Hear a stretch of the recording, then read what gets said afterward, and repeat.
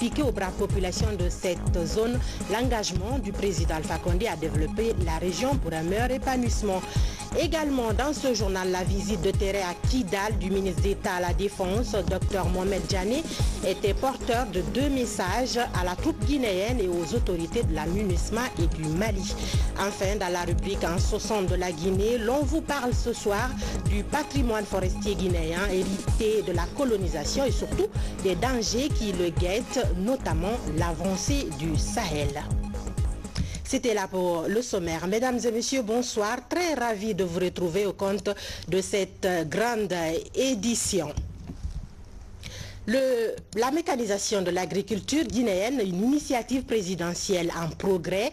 La récolte du riz a commencé dans les régions de la Haute-Guinée et de la Guinée forestière avec des tracteurs et des moissonneuses-batteuses, des outils d'une grande performance mis à la disposition du monde paysan par le président de la République, professeur Alpha Condé. Compte rendu, Sanassi Keita. L'initiative présidentielle pour le développement de l'agriculture guinéenne. Après de nombreux moyens investis dans ce secteur porteur de croissance et générateur de revenus, les premiers effets sont palpables. Dans les régions de la Haute et de la Guinée forestière, l'heure est à la récolte du riz, avec tous les outillages agricoles modernes. Ce qui dénote de la volonté du président de la République à mécaniser l'agriculture guinéenne, aujourd'hui en pleine mutation. Ces moissonneuses-batteuses sont partout à travers le pays et l'expertise chinoise est sollicitée pour former les jeunes Guinéens à l'utilisation judicieuse de cet appui du professeur Alpha Condé. Formation qui tient surtout à bras le corps le président de la République. L'objectif étant de doter tout simplement le monde rural de moyens techniques nécessaires pour pouvoir se prendre en charge définitivement. Véritable innovation du chef de l'État qui entend faire de l'agriculture le levier du développement socio-économique de la Guinée. Ces hectares de champs de riz à perte de vue illustre parfaitement cette volonté du président de la République, professeur Alpha Condé, à non seulement mécaniser l'agriculture guinéenne, mais aussi et surtout faire de la Guinée un pays autosuffisant dans les années à venir. Le secteur primaire reste donc le véritable bénéficiaire de tous ces outillages agricoles modernes, mis en marche par le chef de l'État. Vous le disais en titre, Dr Ibrahima Kassori Fofana est dans la région administrative de Bouquet, un séjour mis à profit par le Premier ministre, chef du gouvernement, pour transmettre aux populations de cette zone les messages du chef de l'État. Dr Ibrahima Kassori Fofana explique aux braves paysans de Bouquet l'engagement du président Alpha Condé à développer la région pour un meilleur épanouissement de ses habitants. Je vous propose de suivre un extrait de son intervention en langue nationale Soussou.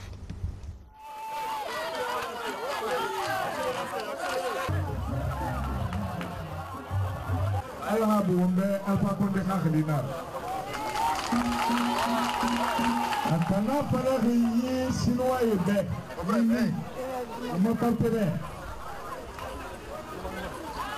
wopa mo moga bende tongo on kolumma population ye la hange na ona tongo ba denna gayi neha wali kwa nunque ba wali e balo makina ga woge mandindara la tosade ala ko do se na hando mamani wo ha woke na hando ma we mali kana wali e sarawoma ona na kitu awala hada siga yari ina matoto simenyina kobo na dengena kagumbosina tamasina saladina wona bilisi bato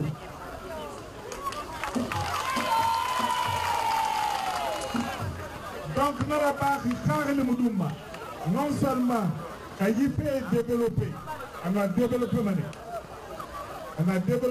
parce que au moment ngafani ana khare na so partenariat wotana fama nisige bunyi ngina lota biri a alati a wo continue yiki wo pa mene wo etenode wo pa wo ebalode wo pa sinwa ebalode wo man no Boké balodé, au moment où il a besoin de faire balodé, pour couvrir. Nous pas gouvernement bé. Nous sommes vraiment au bé. Nous sommes vraiment dans une empire. Politique, Guinée, nous n'avons pas fait autant d'affaires. Nous avons donc ça n'a pas qu'on ait programme. Akayi mengaya yitaki. A consacrer Guinée nous politique n'ambé. Maintenant on va continuer de la Guinée kui. N'ayez pas ma padam de voulez pas de on a verré pour là. Ne kamoka impama. La Guinée s'attire.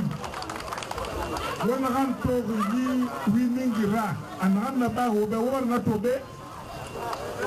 Non dit pas na war tombé. On va tomber. Na sabu papa ndema. Ata tomber. On peut ça pas voulez pas au bébé. Alors mon frère lui tire wora. On pancarte lui tire wora. Vive le professeur Alpha Condé. Toujours à Boké, Dr Ibrahima Kassori Fofana a aussi inauguré un centre de promotion d'emploi avant d'aller poser la première brique d'une unité de formation et de perfectionnement. Adi Kamara, Ousmane Kobele Keta et Kabasouma signent ce compte rendu. C'est ici, au centre de formation professionnelle de Boké, qu'une unité de formation et de perfectionnement sera construite. C'est une initiative du gouvernement en vue de qualifier l'enseignement technique adapté aux exigences du marché de l'emploi. Cette structure est destinée à dispenser des formations qualifiantes et professionnalisantes capables de répondre très rapidement aux besoins exprimés par le secteur économique. Le projet sur le financement d'Abu Dhabi for Development vise à accroître l'employabilité des jeunes diplômés de l'enseignement technique sans emploi dans un temps réduit pour faire face aux défis de l'insertion professionnelle des diplômés. C'est le lieu de remercier son Excellence, Monsieur l'ambassadeur ici présent, pour son implication personnelle. Nous rendons un hommage mérité au bureau d'exécution stratégique de la primature pour son heureuse initiative en partenariat avec notre département et le ministère des Mines et de la Géologie. La formation professionnelle et technique doit être valorisée, cela compte tenu de son importance dans le tissu économique d'un pays. La formation et le perfectionnement, notamment la formation orientée aux métiers qui répondent aux besoins des employeurs, est la première réponse à la préoccupation de Boké en termes d'employabilité de la jeunesse de Boké. Je suis heureux de poser cet acte qui, dans la démonstration, s'il en était besoin, que le gouvernement est engagé, au-delà des mots, de traduire en actes concrets l'engagement du président de la République de résoudre le problème de la jeunesse guinéenne. De Bokéville, le Premier ministre Dr Ibrahima Kassori Fofana s'est rendu à l'Institut supérieur géomine de Boké. C'est ici, à Tamakene. Il s'est agi d'inaugurer un centre de promotion d'emploi. Il va permettre de former les étudiants en matière de recherche d'emploi. La mise en place de la zone économique spéciale de Boké est une opportunité pour impulser le développement de Boké et à travers cette impulsion, impulser la croissance en Guinée. Nous ferons de cette zone économique le hub technologique régional qui va dominer la région ouest africaine et au-delà de cette région. Et nous comptons nous reposer sur le potentiel qu'offre l'Institut des mines de Bokeh, pour arriver à ce succès, il y aura une collaboration étroite entre la zone économique spéciale et l'Institut. Il ne peut pas en être autrement quand on sait que nous parlons d'un investissement sur les 3 premières années de 350 millions de dollars pour l'aménagement de la zone, qui demande des corps de métier qui sont formés ici. Le gouvernement Kassouri fait feu de tout bois pour réussir le pari du développement social, économique et culturel de la Guinée.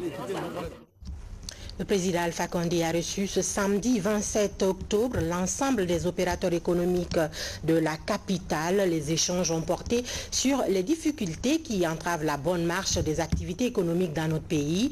À cette occasion, le professeur Alpha Condé a pris des mesures visant à mettre de l'ordre dans le secteur de la pêche tout en annonçant celles prises par le gouvernement pour faciliter l'accès au crédit pour les PME guinéennes. Compte rendu Mohamed Lamine Souma, Mandiou Sidibé, Boubacar Souma. Ils sont venus très nombreux, les opérateurs économiques guinéens, les actrices et acteurs du secteur de la pêche en particulier, répondent à l'invitation du président de la République, le professeur Alpha Condé. Dès l'entame, le chef de l'État a invité l'ensemble des opérateurs économiques guinéens à œuvrer pour consolider la paix et l'unité nationale. Le professeur Alpha Condé a dit que son gouvernement travaille pour renforcer la sécurité des personnes et de leurs biens. En retour, il demande aux opérateurs économiques guinéens à faire de gros investissements afin de faire de la Guinée un pays exportateur. Le chef de l'État et ses ministres de l'Industrie et celui de la Pêche ont annoncé de nouvelles mesures, des mesures visant à mettre de l'ordre dans le secteur de la pêche artisanale en particulier, mais également à offrir des opportunités d'accès au financement pour les petites et moyennes entreprises guinéennes, PME. Nous sommes dans un système d'économie libérale. L'État doit créer les conditions pour que l'initiative privée puisse se développer, c'est-à-dire les infrastructures, l'encadrement, etc., les lois et les faire respecter. Nous avons des lois que tout le monde doit respecter. Quel que soit le secteur, quand nous avons des lois doivent être respectées. Malheureusement, beaucoup de Guinéens sont complices du détournement de ces lois. Nous ne pouvons pas accepter cela. Aussi, il est arrivé que des ministres aient pris des arrêtés où il faut des décrets. C'est pourquoi certains ministres sont partis et nous allons annuler tout ça parce qu'il y a la hiérarchie des lois. Moi, je ne peux pas modifier une loi par décret. Si je veux modifier une loi, il faut que je passe au Parlement. Un ministre, quand c'est un décret, il doit saisir le gouvernement et le président prend le décret. Il y a des choses donc qui relèvent de la loi, du décret, et ensuite des arrêtés et des décisions. Si ce n'est pas appliqué, nous allons vraiment appliquer parce qu'il faut que l'État guinéen fonctionne normalement selon les règles que nous-mêmes, le Parlement, a fixées. Le ministre de la Pêche est longuement revenu sur la situation de désordre qui prévaut dans les activités de pêche artisanale. Je suis heureux de me retrouver ce matin devant vous pour parler de mon secteur. Juste pour un petit rappel, en 2013, il y a eu les États généraux sur la pêche. Les réformes ont commencé. Et en 2018, nous avons fait une planification pour prendre en compte les recommandations des États généraux. C'est ainsi que dans le domaine de la pêche artisanale, qui était regroupée, nous avons catégorisé en 3. La pêche artisanale ordinaire, la pêche artisanale motorisée et la pêche artisanale avancée. Nous sommes dans un processus. Nous sommes en train de voir clair.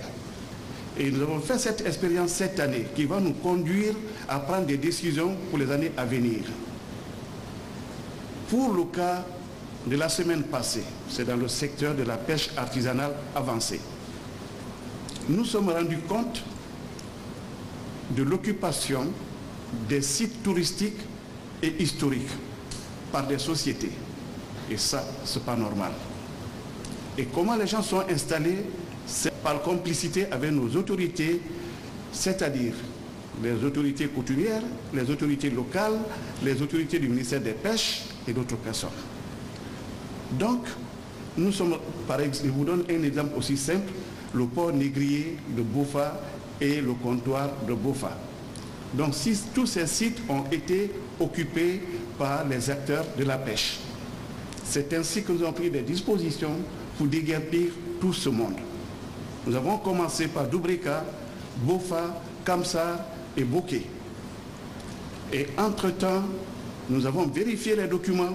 Nous nous sommes rendus compte que dans les statuts, une bonne partie des parts étaient détenues par des étrangers. Alors que la pêche artisanale est réservée exclusivement aux Guinéens et aux membres ressortissants des États de la CEDEAO. Mais je me suis rendu compte que la plupart de ces sociétés, nos parents sont des prête-noms. Ils ont 5% ou 10% dans des sociétés et puis comme ça on donne un agrément, on donne le registre, alors qu'en réalité c'est les étrangers qui sont là. Nous avons pris des dispositions pour les déguerpir, pour les sortir de tout ça. Pendant qu'on prenait la décision, il y avait des bateaux en mer qui étaient en train de pêcher. Quand ils sont venus avec leurs produits de pêche, j'ai été contacté. J'ai donné des instructions pour que tous ceux qui viennent du côté de Bofa se regroupent à Guémeïré pour débarquer leurs produits de pêche. Et du côté de Dubrika à la Sumba pour débarquer les produits de pêche. À Bofa, ça s'est passé. Et à Dubrika, malheureusement, la Sumba ne pouvait pas contenir justement ces navires de pêche artisanale. Ils m'ont demandé de les aider à trouver un autre endroit. Eux-mêmes m'ont parlé du petit bateau. Donc, j'ai donné mon accord parce que toutes les autorités sont là.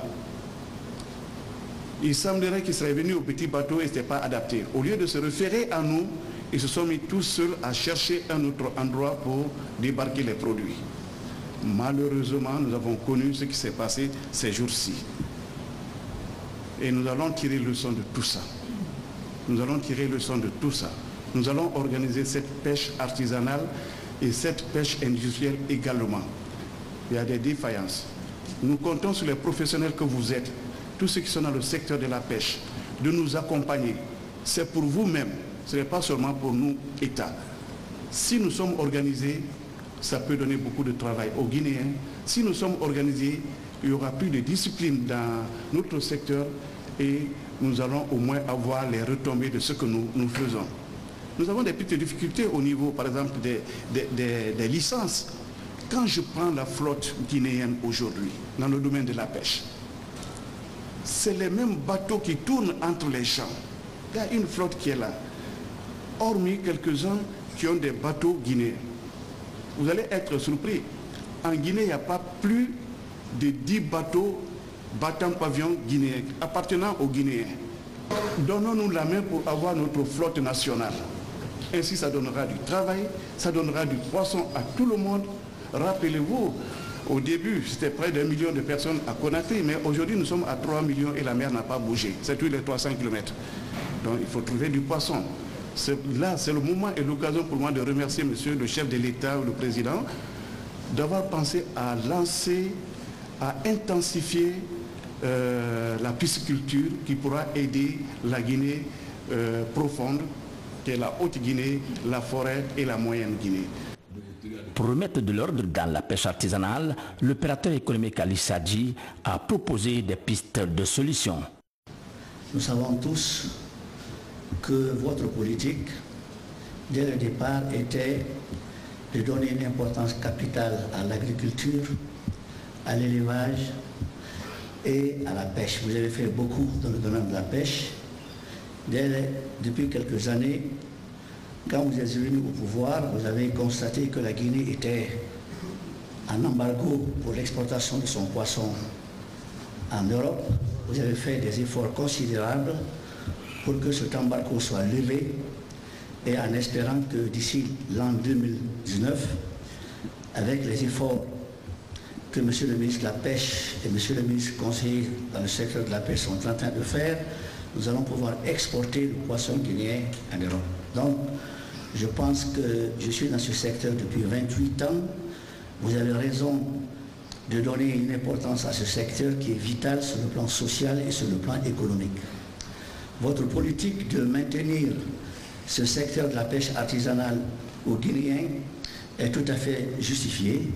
Et je voudrais porter à votre connaissance, Monsieur le Président, qu'il y a des milliers de Guinéens et de Guinéennes qui vivent de cette pêche artisanale.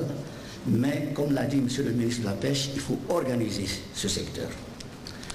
Nous avons vu à la télévision, il y a quelques jours, la pagaille, le désordre que nous avons constaté sur le débarquement du poisson. Les gens se sont comportés comme s'il n'y avait pas un État. Donc, l'organisation dont a parlé M. le ministre de la Pêche, elle est simple, à mon avis, compte tenu de l'expérience que j'ai. Il y a deux mesures à prendre, deux importantes, essentiellement. La première mesure, M. le Président, c'est d'immatriculer toutes les pirogues de la pêche artisanale, toutes. Vous allez poser la question aujourd'hui, est-ce qu'il y a l'immatriculation? On vous dira oui. Mais j'ai dit, et je répète encore une fois, c'est toutes les pirogues. Il y a des pirogues qui ne sont pas immatriculées. Une pirogue est un mouvement au même titre qu'un véhicule. Lorsque on achète un véhicule, on lui donne un numéro, il est immatriculé. Moi, je peux vous affirmer que la plupart des pirogues ne sont pas immatriculées, donc on ne peut pas les contrôler. On ne peut pas. Deuxième mesure, Monsieur le Président. Je vous suggère que Monsieur le ministre de la Pêche et Monsieur le ministre de la Sécurité prennent un arrêté conjoint pour définir les lieux de débarquement de poissons. On ne peut pas aller débarquer le poisson dans n'importe quel endroit. Et les lieux que je suggère, ou les principaux lieux que je suggère sont les suivants.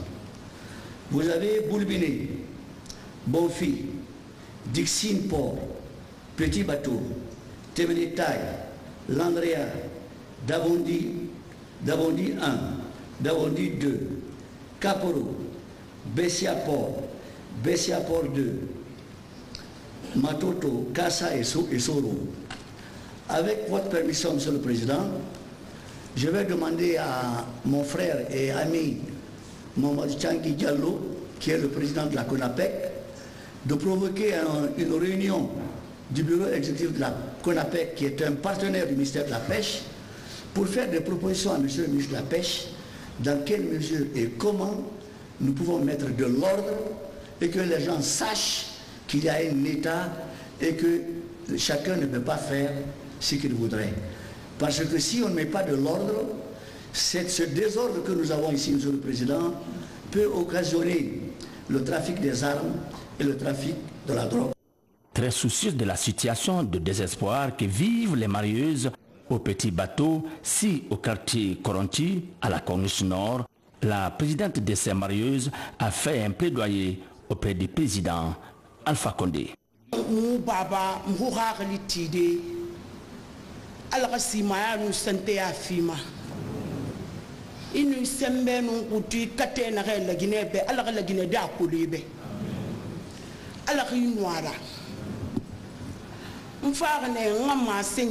Pêche artisanale petit bateau petit bateau port nara depuis la Guinée la Guinée à temps port nana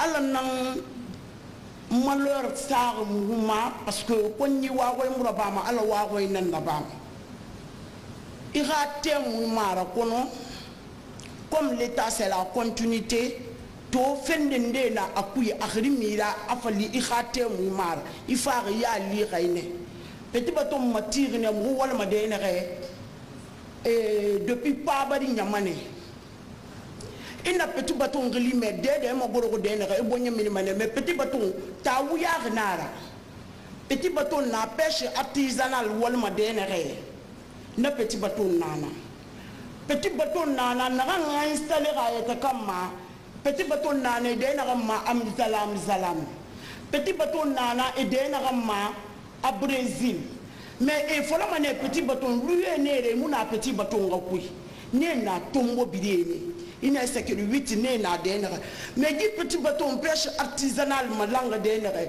miskina Guinée nan nana Guinée yongo nan nana Guinée konto filire nan nana ne re wol mo boku ibe parce que inu petit bateau moto to yaga na ko minima na ko na kru kui apport nana amu filin lire inu petit bateau moto to so berele na malanga na kunku na muira adangi mane kamera inu petit bateau moto yaga ton na musga ma dede atakuma ko na kiri la Guinée non kui na nyama na malanga petit bateau mun na konto fili ku yo no hammer ku parce que mu place fait mu rakara mu bara mu kunsa mu ministre de la pêche ma atana mu goro wiki a kolo mu bara kedu wuya ga nyere a homa mu bara siga commune gouverneur yire wuya mu dange de na nge di sa ne primature yati ala ko mu baba mo soto mu petit bateau fe fala mu sabati parce que monsieur Ali Sadi to mo goro na ki a kolon petit bateau et de na mo petit bateau yati a sobe na na gino sobe le man na malanga na woli ke na petit bateau ne re la Guinée balo monsieur le président mu konto fidi nana mu yongo mu faare i yire to ito mo goro na ki petit bateau la Guinée biringa gali tiritan na mutam fam petit bateau nga yongo yo konto fili ka gali tiritan na mfa na moto ngafa petit bateau nga konto fili falebe parce que adam ni la na ko le no ma fera iya ko le Guinée na ngo yen feiki ina ko le no ma fera fe fili na pêche artisanale ku mbadi makandi iri yira so mu be na fambuma. Alors, pêche artisanale, la journée nationale. Après, quand on a une feeling, qu'on a une mirini la une nomme fera. Mbadi makandi iri kwangera so mbe pêche artisanale fait fort. Alors que journée mondiale internationale Araba, ira terme la Guinée parce que nous là-bas la Guinée pêcheur artisanal fait big benan sotoma nabara kana be filinta munde e kana mane fait muto la mamuga heri nu wase fait big be soto ala ko anaka fala muna soto ko irate mune menga meni buraka tumbebe ira wakili ife modeli birinda ba ikonde iribla kala so muga fe bumma nta nyala ngi ga situation na fangma parce que mwe na fala nito era nye 8e mandat ne ki nito na de sare ngi fe mbonye sare nyala ngi parce que na fala na wasune micro ku iya hori ne be na la Guinée itanan ka me bam ima goro ko be ler ne iya kolon Bala salaire ne Conakry 12 000 francs. Khosa salaire ne 400 000 francs. Na fala manongu iteri. Na fala ne be amdalla na retanan ka me ba ma la Guinée. Na fala ne be tanan tere so ma la Guinée. Na fala ne market na fala Carrefour ila. To na baraba. Na kolo mugai pêche artisanal. Hebara laidi tongo mubeto ena kambala mbela kare so abuma pêche artisanale dunia ku yo mutima muyara. Côté industrie, le ministre d'État à l'industrie et PME a, dans la foulée des initiatives du président Alpha Condé, annoncé que son département travaille d'arrache-pied avec la Banque mondiale à accéder à des facilités de crédit en faveur des PME. Dans le cadre du soutien au secteur privé, nous sommes en discussion avec la Banque mondiale pour trouver une enveloppe pour soutenir les PME, aider à développer leurs activités, parce que l'un des problèmes que nous avons identifiés pour l'éclosion des PME, c'est l'accès au financement. Le plus souvent, il y a des projets, il y a des idées de projets. Malheureusement, l'accès au financement, vous l'avez relevé, malgré les efforts considérables qui ont été consentis sous votre impulsion, le taux reste toujours souvent difficile à soutenir pour la taille des entreprises et leur niveau de trésorerie. Donc nous avons réfléchi sous votre impulsion à des mécanismes de financement et d'accompagnement des PME locales qui constituent l'essentiel du tissu économique. Donc avec la Banque mondiale, il y avait déjà une première enveloppe de 20 millions de dollars qui avait été consentie par leur conseil d'administration au titre de l'assistance aux PME locales. Mais avec les discussions que nous avons eues avec eux et surtout la disponibilité et l'engagement du ministère à accompagner les PME, il y a une enveloppe complémentaire de 10 millions de dollars qui a été également consentie. Et nous leur avons dit, sans remettre en cause ce qui avait été décidé auparavant, grâce à ce financement additionnel, il est peut-être souhaitable d'appuyer des PME pilotes de manière plus directe à ce qu'elles puissent avoir accès au financement sans passer par les procédures et les mécanismes habituels qui ne sont pas à la portée de toutes. Donc nous allons discuter avec elles pour voir comment sélectionner ces PME qui pourraient bénéficier de cette enveloppe pour développer leurs activités. La deuxième initiative aussi, nous sommes en discussion avec des entreprises du secteur privé pour voir comment elles peuvent passer des conventions et des contrats de travail avec les PME guinéennes. Je prends par exemple l'exemple de Total qui a besoin d'un certain nombre de services qui pourraient être assurés par notre PME. Donc nous voulons expérimenter des contrats avec ces entreprises pour privilégier dans leurs commandes les PME locales de manière non seulement à leur donner une crédibilité pour avoir accès au financement, parce que c'est plus facile lorsqu'une PME guinéenne est déjà engagée avec une multinationale ou une entreprise qui a pignon sur rue, d'avoir accès au financement, parce que c'est une garantie de sérieux dont vous parliez tout à l'heure et de crédibilité de ces PME. Donc nous sommes disposés, sous votre impulsion et grâce aux directives que vous avez données, à trouver des opportunités comme celle-ci pour appuyer les PME locales de manière à ce que leurs finances soient améliorées, mais surtout, Monsieur le Président, l'accès au financement qui est le véritable goulot d'étranglement aux entreprises nationales. Maintenant, pour ce qui est du paiement qui a été évoqué ici, comme vous avez raison de dire qu'il y a un gouvernement, parce qu'aujourd'hui, grâce aux directives que vous avez données, le Premier ministre Kassory Fofana a décidé d'apurer la dette intérieure, parce que nous sommes rendus compte qu'avec les ardoises que ces entreprises ont, elles n'arrivent pas à non seulement s'épanouir, mais pire, la plupart d'entre elles mettent la clé sous le paillasson. Donc nous sommes en train de voir quelles sont les créances dues à ces entreprises établies par les services que vous avez indiqués et confirmées par le ministère du Budget et d'autres services compétents.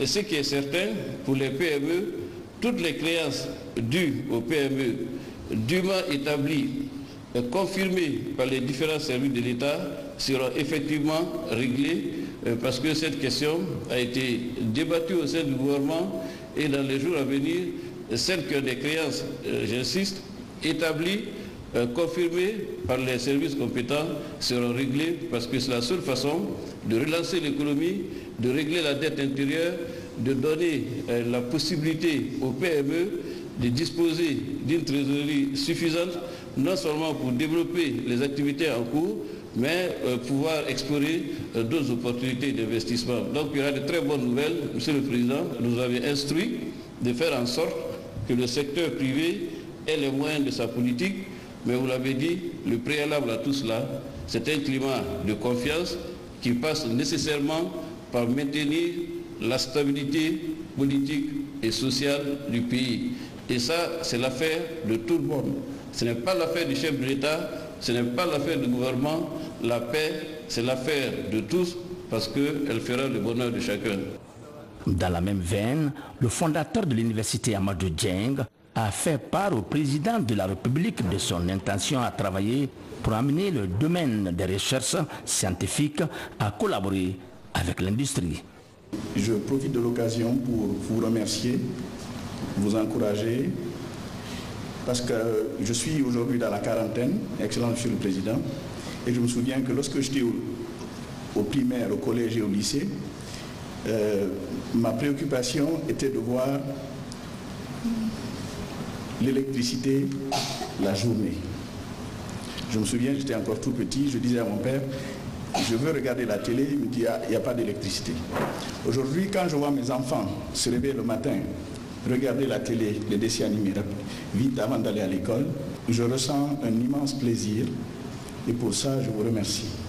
Vous savez, j'entends beaucoup de problèmes ici et ce qui me chagrine un peu, c'est l'absence du partenariat entre le monde académique et le monde des affaires, le secteur privé et d'ailleurs le secteur public.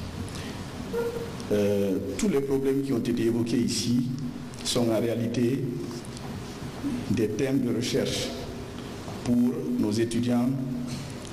Et au jour d'aujourd'hui, Monsieur le Président, j'ai l'honneur de vous annoncer que avec l'École nationale de commerce et de gestion, notre institution a pu acquérir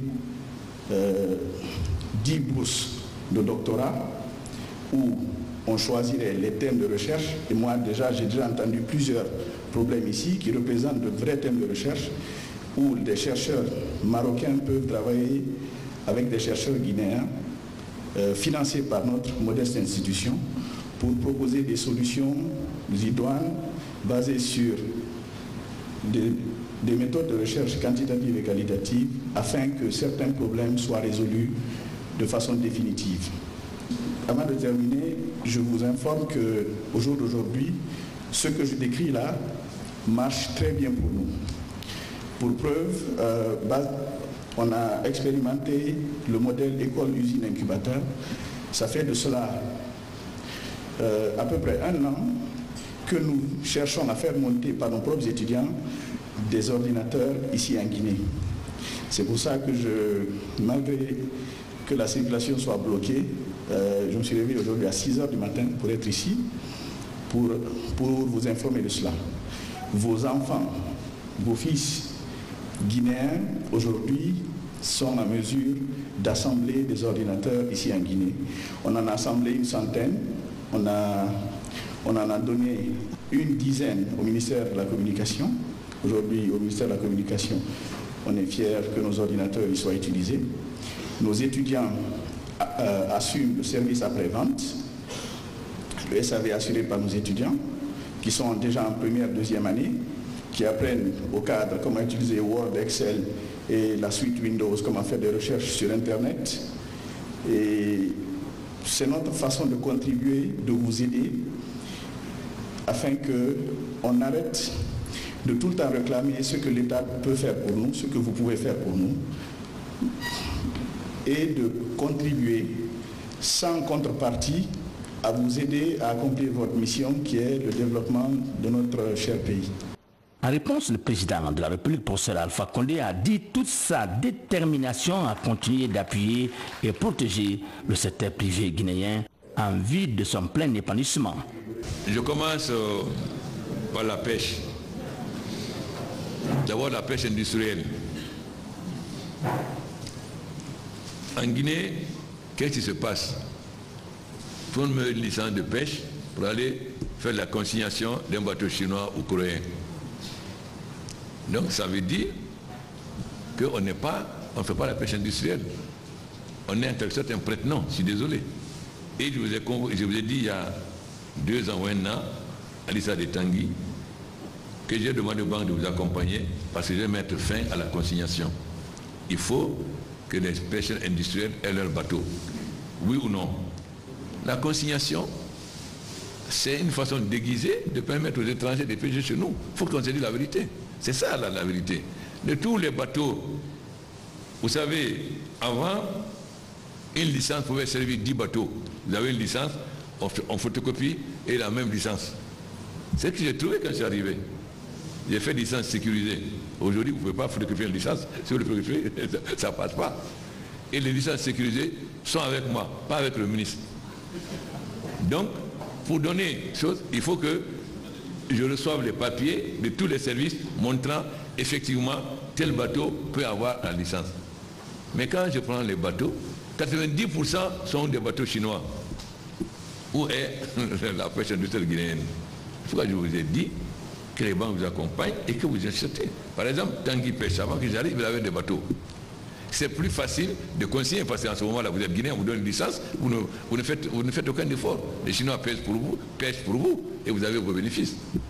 Donc, il faut qu'on se dise la vérité. Je vous ai dit que dans quelques temps, je ne permettrai plus la consignation. Les gens qui veulent faire la pêche industrielle, et deuxièmement, il faut faire des investissements au sol. C'est bien de pêcher, mais où on les met, il n'y a pas de frigorifique. On a dit dans un premier temps, tout étranger qui veut avoir une licence en Guinée, il doit faire des investissements, sauf si on ne donne pas. Mais quand il détourne, il passe par un Guinéen, il ne fait pas. Donc déjà, la pêche industrielle, je vous ai dit, qu'on mettra à faire la consignation. Ceux qui n'ont pas de bateau ne feront plus de pêche. On ne peut pas continuer à faire la consignation. Ensuite, en ce qui concerne la pêche artisanale, elle est réservée aux Guinéens et aux membres de la CEDEAO. Mais qu'est-ce que les Guinéens font? D'abord, comment les gens détournent la pêche artisanale? Ils achètent des pirogues qu'ils donnent aux jeunes Guinéens et les jeunes Guinéens pêchent pour leur compte. Ça, c'est un premier détournement. Mais plus grave, ils vont demander, parce que ça c'est des petits bateaux, des petits pirogues, ils vont prendre des bateaux beaucoup plus grands, et ils viennent demander, les Chinois disent, bon moi je te donne, ils ne payent pas, je te donne 10% d'action, 15% d'action. Vous savez, j'ai été dans les affaires pendant longtemps, je n'ai pas été seulement professeur. On vous donne 10%, 15%, et il a 15%, et il vient pêcher, et de façon illégale. Mais l'administration c'est responsable. C'est pourquoi j'ai fait des changements de ministre, et tous les fonctionnaires qui ont signé quelque chose, parce qu'il y a des choses qui sont données par décret, qui sont données par arrêté. Donc ça n'engage pas l'État. Mais ceux qui ont fait, ils seront punis. Ça n'engage pas l'État, ça ne m'engage pas. Quand quelque chose doit être donné par décret, vous l'avez par arrêté, ça ne m'engage pas. Donc j'ai dit au ministre, il faut tout arrêter. J'ai dit au ministre de supprimer tout. La vente de poissons est réservée aux marieuses. Tel comme j'ai dit à l'ambassade de Chine, je ne veux pas des Chinois dans. Quand les Chinois se sont mis à vendre le poisson, on ne peut pas accepter. Nous avons une très bonne coopération avec la Chine dans des domaines très précis. Il y a des domaines qui sont dans n'importe quel pays, il y a des domaines qui sont réservés aux nationaux, aux choses. Vous ne pouvez pas. Donc il faut la Guinée aussi, il y a des domaines qui sont réservés aux nationaux. Malheureusement, les Guinéens aiment ne pas travailler, gagnent de l'argent sans travailler. Donc on se fait prêtre non de quelqu'un, on détourne la loi. Et ça, on n'acceptera plus. Tout bateau qui n'ira pas dans la pêche clandestine, qui n'est pas 100% guinéen ou un pays de la CEDEAO, ne pêchera pas en Guinée. Il faut savoir ça très clair. À la lumière de l'engagement du chef de l'État et celui de son gouvernement, l'espoir est permis quant à l'avènement en Guinée sous peu d'une économie émergente. À l'horizon 2030. Hors de nos frontières à Kidal, le ministre d'État chargé des affaires présidentielles, ministre de la Défense, Dr Mohamed Diané, est allé livrer 2 messages du chef de l'État, chef des armées, professeur Alpha Condé. Le premier est un message d'encouragement à l'endroit de la troupe guinéenne et le second, la confirmation de l'engagement du gouvernement guinéen à soutenir le Mali dans sa lutte contre le terrorisme. Reportage, sergent-chef Lamine Sanakamara de la presse militaire. S'enquérir des réalités du bâton Gangan 4 déployé sur le théâtre d'opération au nord Mali à Kidal au compte de la mission multidimensionnelle intégrée des Nations Unies pour la stabilisation au Mali. C'est l'objectif de cette visite du ministre d'État chargé des affaires présidentielles, ministre de la Défense nationale. Une visite qui réjouit les autorités de l'aménagement. Je faisais part, monsieur le ministre, du courage et de l'importance d'une telle visite sur Kidal. On discutait que cette région était très éloignée de la capitale et que la distance était un frein pour beaucoup de choses. Donc j'étais absolument fier et je soulignais l'importance de visite dans des contrées aussi reculées. C'est important pour la motivation, pour le moral et pour une meilleure coordination des efforts. En compagnie de la hiérarchie militaire, Dr Mohamed Diané a livré au commandement du secteur nord et du bataillon guinéen le message du président de la République. Nous sommes venus pour vous transmettre les salutations et les encouragements du chef des armées, du gouvernement, pour tout ce que vous êtes en train de faire. Nous savons que vous êtes au début de votre mission, sur un terrain extrêmement difficile, mais compte tenu de la bravoure et du courage de notre vaillante armée, nous sommes sûrs que vous allez remplir dignement la mission qui vous a été confiée. Le gouvernement, le président de la République apportera tout le soutien nécessaire pour vous créer toutes les conditions pour vous permettre d'honorer notre pays et de faire votre mission dans les bonnes conditions. Avant de se rendre à Kidal, le ministre Diané a eu une séance de travail avec son homologue malien. Rencontre au cours de laquelle les troupes guinéennes ont été fortement félicitées. Une occasion qu'il a mise à profit pour réaffirmer l'engagement du gouvernement guinéen à toujours accompagner ce pays ami dans sa lutte contre le terrorisme. Je vous parlais dans les titres du patrimoine forestier guinéen menacé aujourd'hui par l'avancée du Sahel. Les forêts humides ont presque toutes disparu. Les espaces verts non seulement sont de moins en moins visibles, mais surtout le potentiel forestier hérité de la colonisation est aujourd'hui divisé par 10. Que reste-t-il réellement de ce patrimoine et quelles sont les grandes politiques engagées pour la protection de nos forêts? Vous aurez ces éléments de réponse dans nos prochaines éditions d'information. Voilà qui met fin à ce journal. Merci de l'avoir suivi. L'info continue sur le www.rtgcoloma.info. Je vous dis à demain à la même heure sur votre télévision nationale. Bonsoir chez vous.